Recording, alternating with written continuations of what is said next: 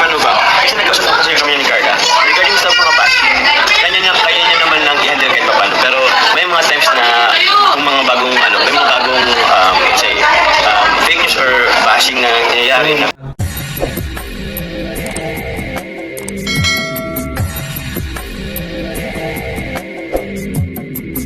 Right, what's up mga tangay? Welcome back. This is my YouTube channel, Katakay PLC. Sa mapagpalang araw mga tayo. Good morning, good afternoon, at good evening. Alright mga tayo, kung di ka pa nakasubscribe sa aman ng Kalingap kay Kuya Bal Santos Matubang, mag-subscribe ka na, panoorin natin mga live premiere updates upload ni Kuya Bal. At kay Ate Ida, kung di ka pa nakasubscribe sa kanyang YouTube channel, subscribe natin, panoorin natin, like, share natin, nandun, skip at kay Kalingap Rab, kung di ka pa nakasubscribe sa kanyang YouTube channel, subscribe natin, panoorin natin, like, share natin, nandun, skip ano yan, Charity at Love Team Sarye, Jumcar Itzy, Cedros at Danjoy at iba pa. At kay Carla Topular Vlog, kung di ka pa nakasubscribe sa kanyang YouTube channel, i-subscribe natin, panoorin natin, like, share natin, andun, skip ads, at gawin natin 100,000 subscriber, i-give of love na lang natin sa kanya. At sa kay Kalingap Jumar, kung di ka pa nakasubscribe sa kanyang YouTube channel, i-subscribe natin, panoorin natin, like, share natin, at don't skip ads. At kay Business Official at kay Papadins TV, kung di ka pa nakasubscribe sa kanyang YouTube channel, i-subscribe natin, panoorin natin, like, share natin, and don't skip ads. At sa akin munting YouTube channel, kung di ka pa nakasubscribe, mag-subscribe ka na para updated ka sa mga upload reaction, mga ganito. At di ka pa nakapalo sa Facebook ko, Katakay PLC, at Facebook feeds ko, Katakay PLC 2.0, nag-upload reaction din ako dyan mga tayo, na-active din ako din dyan mga tayo. So mga tayo, mag-reaction tayo kay Kuya Jeans. Kuya Jeans, isang veteranong reactor ng Jumcar, Keyboys stop yan, Keyboys reactor. At ang full video na to sa kanyang YouTube channel, panoorin natin mga tayo, subscribe natin, supportan natin. Dito nga, na-interview niya si Rosaan at Kalingap Jumar, at ito mga saloobin nila kay Bibi Carla nung nakarang issue nga na kung napiktuhan ba, at ito may napiktuhan si Bibi Carla, at may binigay naman sila payo kay Bibi Carla na huwag mapikto sa mga negative buzzer o comments. Ito mga tayo, tara mga tangay, panoorin natin at gawan natin ang reaction yung interview ni Kuya Jeans kay Rosaan at kay Kalingap Jumar. Tama tayo.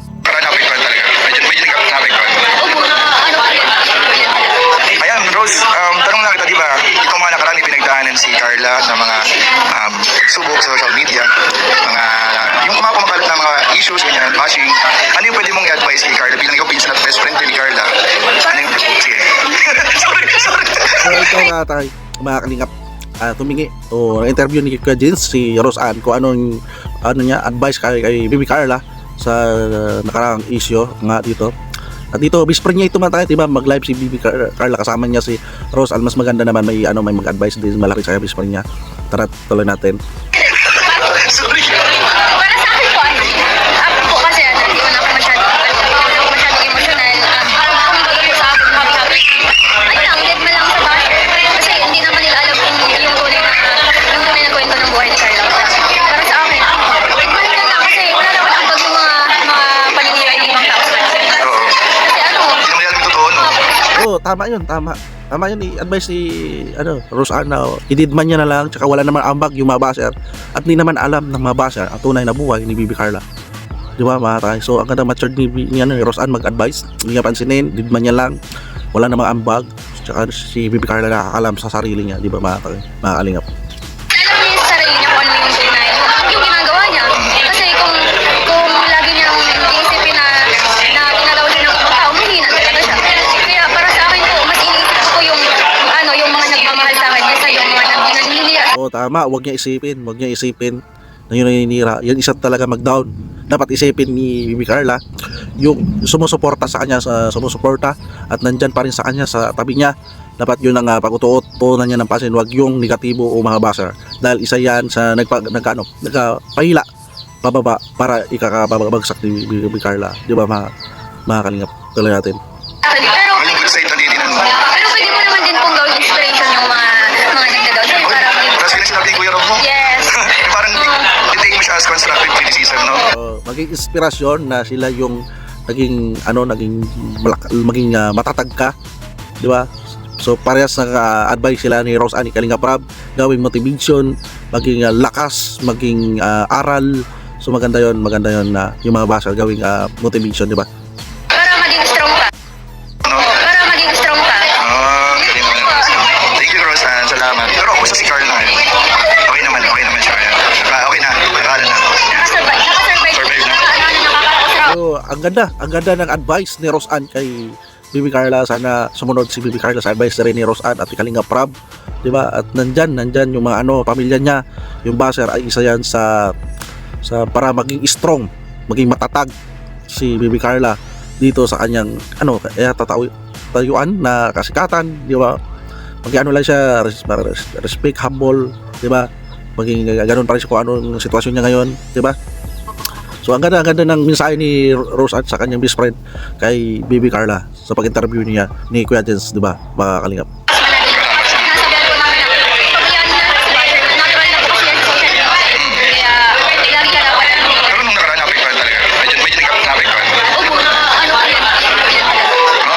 At least okay na siya ngayon. Siguro narinig na rin yung mga advice nila ahead na. So dito so hindi man nag-aamin si Bibi Carla naapektuhan. Dito naapektuhan simula na sa kay Rosa, naapektuhan siya. Naapektuhan si Bibi Carla. So mga supporters ni Bibi Carla, pwede mag-comment sa kanya mga vlogs na wag pansinin, mag-advise tayo. Katulad ganito, ito advice ni Roseanne sa kanyang best friend na yung basher walang ambag at pa-strong. Tsaka mga supporters ni Bibi Carla ay nagapayo din yan, di ba? So maganda to, ma-charge si Bibi sa mga ganito mga advice, no? magbabasa ng mga negative Comment. lalo siya kayo makapagpapagawa. Doon lang sa positive. Ayun. So yan, huwag siya mag-focus sa bad comments, mas lalo siya maapektuhan, di ba? Doon siya sa good, positive, di ba? So, alright, yan lang interview ni Kuya Jens kay Roseanne, ang napakalinaw at napakaganda, di ba? Dito naman kay Kalingap Jumar o Papa Joms, pag-interview ni Kuya Jens. Salamat naman at napaulakan mo aking interview. Short, okay na si bro. Happy New Year. Ayun. Ito bro, tanong ko lang kasi hindi ko rin advice ng ating mga sila Kalinga Prab, mga kasama natin, si Roseanne, yung pinsan ni Carla. Ikaw bro, bilang Love Team and True to Life KMU ni Carla, ayan. Ano bro yung ma-advise mo sa kanya dahil di ba dumaan ng mga nakarang araw, may pinagdaanan siyang mga pagsubok. Ano po yung ma-advise mo sa kanya para mas tatagayin pa niya sa social media? Actually, ba? Kasi nag-usap ko kasi kami ni Carla. Regarding sa mga bashing, kaya niya naman lang i-handle kahit paano. Pero may mga times na kung mga bagong, may mga bagong, fake news or bashing na nangyayari na minsan. So dito, interview ni Kuya Jens si Papa Joms na so nag-uusap din naman sila sa mga bashing. So maganda idea ma kaya na nag-uusap sila ni Papa Joms tungkol dyan at sa outcome, 'di ba? Advice. Yan ang kailangan ni Bibi Carla para magpalakas sa kanya. Dahil siyempre baguhan pala sa Bibi Carla sa social media, 'di ba? Tuloy natin. Ay hindi niya na-handle, like say, minsan nag-ano siya, no? Kasi nagiging emotional. Tulad itong recently. Lalo na yung pinaka-recent ko niya. So yun, nabanggit ko kanina kay Kanya na kung pwede niyang ignore na lang. Pero siyempre, hindi naman natin pwede Minsan, kalaman yung nararamdaman ni Carla. Kasi kung nasa pa din naman siya, hindi natin pwedeng invalidate talaga yun. Tama. So yun, matatag lang, always pray. And also, sa naging sama niya. Only pakatatag at mag-pray. Tama 'yun, mag-pray. So maganda naman advice to ni Kalingap Jumar, Papa Joms kay Bibi Carla sa kanyang agom. Always pray. So nandiyan naman si Kalingap Jumar. Sa dami na nagsiserve ng mga reels, mga content na video, yun po, hindi lang po ito kay Carla, hindi lang po ito para sa amin. Lesson learned po ito para sa amin. Before po tayo mga ng content videos, mas okay po na panulit po natin yung home video para malaman natin kung totoo ba yung mga kumakalap na Alright, o yung mga clickbait sa mga thumbnail kasi, mga clickbait. So, kagad, hindi mo na pinapanood yung buong video, yung advice ni Kalingap Jumar. So, panoodin mo na. Kasi, yung iba kasi clickbait para mapanood. Clickbait na nasira isang beneficiary. Dahil beneficiary, ma-vlogger yan sila. Diba? Isa rin napapikto sa mga content creator yan, diba? parang magbasa-basa may niwala din sa nakapapanood sa social media. Kasi sa social media, kaya lang sa manipulate. Hindi yung social media manipulate. So, kailangan mag-clickbait para mapanoorin. So, tama ito advice ni Papa Joms sa mga nag-react. Panoodin mo na pinaka-loob ng kung anong loob ng vlogs na yon para hindi makabitaw ng salita na hindi maganda, di ba? Tuloy natin. Kumayan siya, tinanong ko lang sa palataw niya, kinukumpit ko naman siya. May times na ako lang nag-learn kay Kalinga Prab, paano ba talaga yun? So, yung mangyayari, ano ba yun? Oo. Kasi siyempre, sa kansiga. Ganun. Kahit maganda ko yung kanina kasi nakasama ko sa Kuya Pal,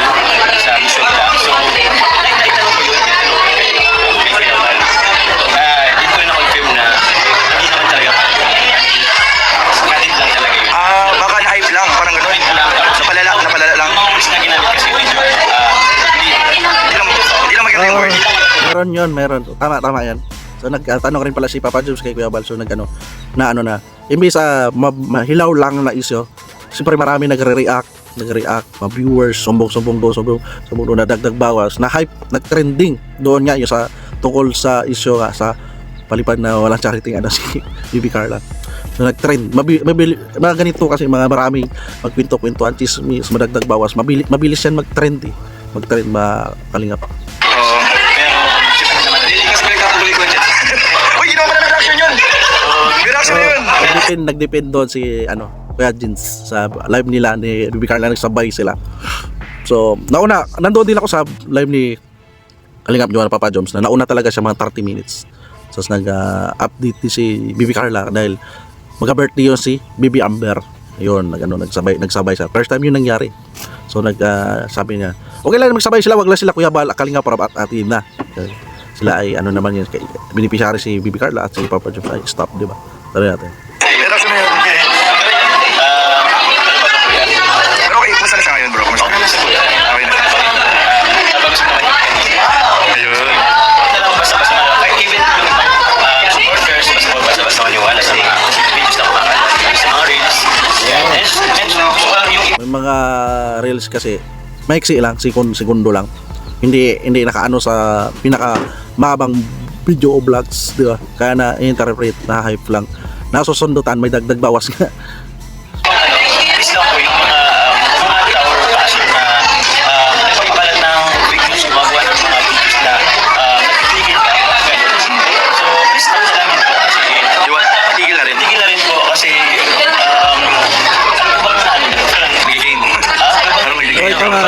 Mga Kalingap, kiusap si Papa Jones na itigil na para matapos sa issue. So natapos ang issue. Dito na, buti nag-upload na si Kalingap Rob ng episode 72. So napalitan ng issue na naman natin, trending na situationship. Yun, dahil sa situationship na biglang nawala na yung sa issue na tungkol sa marami pala, di ba? Napalitan. So mabilis din talaga mawala, di ba? Pero nandoon, aral na lang kay Bibi Carla na yung advice nga ni Rosana, wag niya isipin yung negatibo, isipin niya palagi positive, di ba?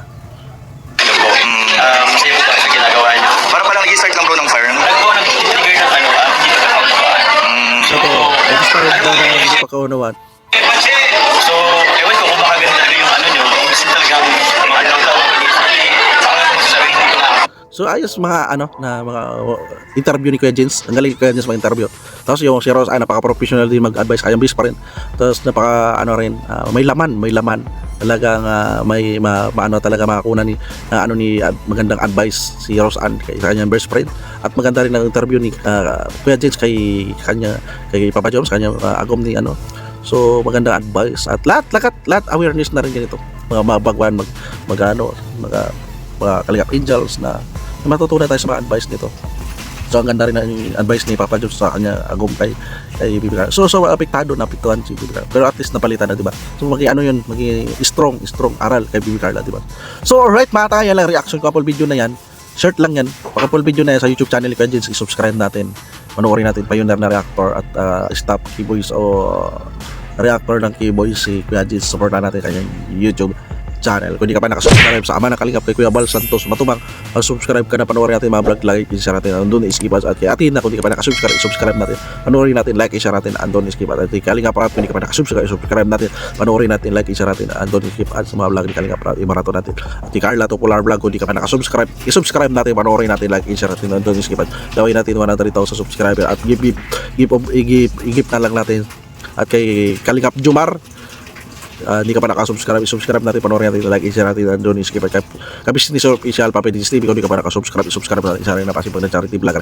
At hindi ka pa nakasubscribe sa aking munting YouTube channel, mag-subscribe ka na para updated ka sa mga upload, reaction ko mga ganito. At hindi ka pa nakapalo sa Facebook ko, kay PLC, Facebook page ko, at kay PLC 2.0, nag-upload din ako dyan mga tayo, active din ako dyan. So alright mga tayo, maraming salamat pagsama sa aking reaction. See you sa next reaction ko, samahan nyo ko mga tayo, maraming salamat at lagi tayo mag-iat mga tayo. Adios, bye bye, thank you.